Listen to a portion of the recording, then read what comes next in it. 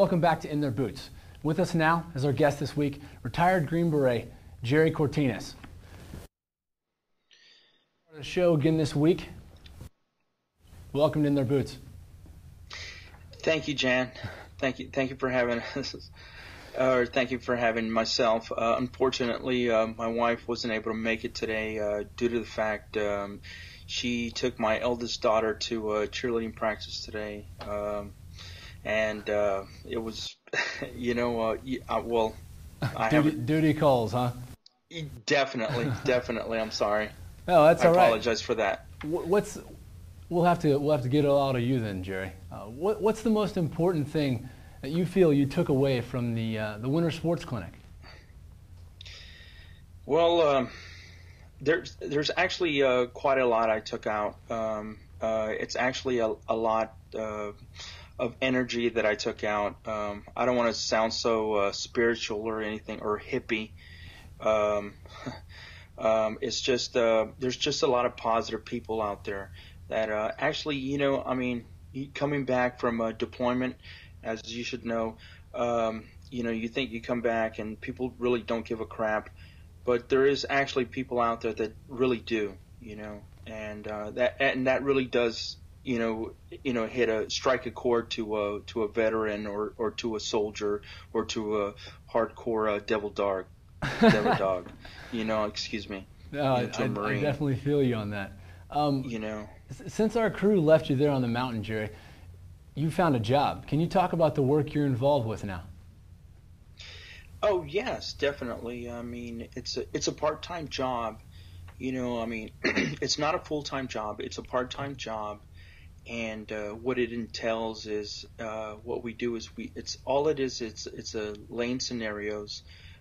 We prep things for the Marines or Army service members that are going out to either Iraq or Afghanistan, and just basically giving them a heads up on what they might expect or what they might run into, just so that way they're familiarized or just how should I say this? Just familiarize, so that way when they go out there, they have a heads up on what to do when they get out to the country that they're going out to. It sounds like you're pulling from the experiences you have and lending them back to the troops, the guys that are heading back where you came from. Now, from that, what are some positive things that come from this job, Jerry? Well, something, I'm glad you asked. Well, given that, I'm not able to do my job intact, I feel that I'm able to do my patriotic duty, to still help, not just myself, but my other team workers, my co-workers that work with us, which are also either veterans or National Guard or Marine Corps veterans that were either retired or at one time in the Marine Corps, regular Army or regular Marine Corps duty. Okay. It's definitely a good deal. I mean, I don't see why. It's all I can say. I'm sorry. All I can say is that it's all it is just patriotic to the fullest. Oh, it sounds like it's good and fulfilling work for you, Jerry. No, definitely. We want to thank you for joining us again on the show today.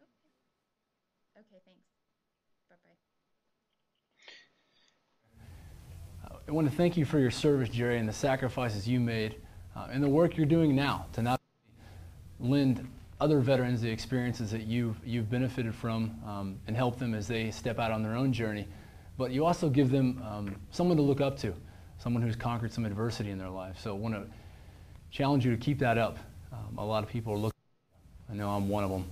And before we let you go today here, Jerry, we had a message from some of your platoon mates they sent across. Not necessarily a question, but I think an oorah for you here. And I'll read it for you. It says, "We miss you, buddy. Stay in touch." That's from Eric.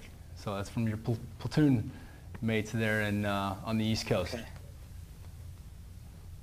Thank you for that. I got that, and by no means, Jan. I mean, all I am is just a tool. I mean, if anybody can hear me out there, I mean, just like I said, I'm just a tool. I'm not trying to. I'm in no ways or no mean higher than anybody. I put on my pants just like you do or anybody else does. I'm just, I bleed just like you do or anybody else does. You know what I'm saying? Well, thank you for your humility, Jerry, but that doesn't stop us from looking up to you. Thanks for being a part of the show, and maybe we'll talk to you again. Definitely. Thanks a lot, Jan. Thanks for having me, and it's an honor. We'll see you, Jerry. Thanks a lot, brother. You too. Stone, Okinawa, Incheon, Da Nang, Desert Storm, Baghdad. Stare at photos like these and I think about the men and women who never made it back and wonder why I did. Some vets wonder who was luckier. If you have days like that and they turn into weeks and months, there's something you need to do before they turn into years or worse. Call the National Veterans Foundation. There's always a vet by the phone to advise you on VA issues, help out with drug and alcohol problems, or just listen and really understand. I'm Dan Lauria. I was proud to serve my country during Vietnam, and now I'm proud to serve the National Veterans Foundation. We've been around for over 20 years. Since wars don't seem to be going away anytime soon, neither will we. You can count on it.